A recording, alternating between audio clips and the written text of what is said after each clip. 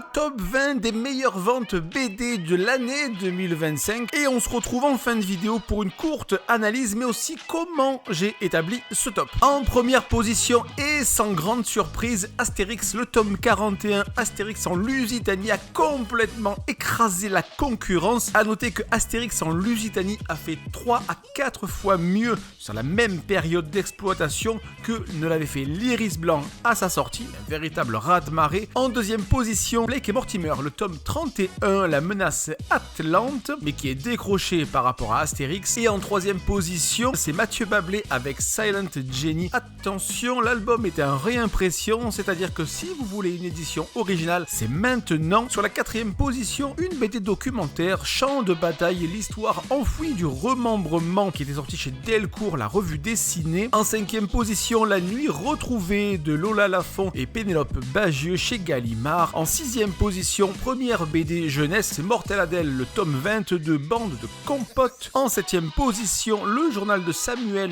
d'Émilie Tronche, c'est la BD adaptée de la série animée diffusée sur Arte. Viennent ensuite 3 mangas, One Piece le tome 109, One Piece le tome 110 et Spy Family le tome 14. Les 3 mangas sont très recoupés. Onzième position, le premier tome des Gorilles du Général, sorti chez Casterman, une BD historique sur les gardes du corps de Charles de Gaulle. En 12e place, Deux filles nues de Luz, ça c'était sorti chez Albin Michel. En 13e position, l'épisode 2 des Guerres de Lucas chez Demand Éditions. Ensuite vient L'origine du chat de Philippe Geluc chez Casterman également. Encore un manga, Instinct, le premier tome d'Inoxtag. Alors il paraît qu'il a un dessinateur, c'est plus le dessinateur qui a fait le manga que lui. En 16e position, Étienne Davodo, Là où tu vas, qui était sorti chez Futuropolis. 17e position, le tome 4 du Château des animaux, Le son du roi, également chez Casterman. Avant-dernière position avec le premier tome de Brume, Le réveil du dragon chez Glénat. Avant-dernière position, Son odeur après la pluie de José Luis Munuera, sorti chez Le Lombard, adapté d'un roman de Cédric Sapin de Four. Et enfin, qui vient clore ce top 20, c'est le tome 2 d'Instinct d'Inoxtag, qui a, je le rappelle, un dessinateur, et c'est peut-être lui qu'il faut remercier. 4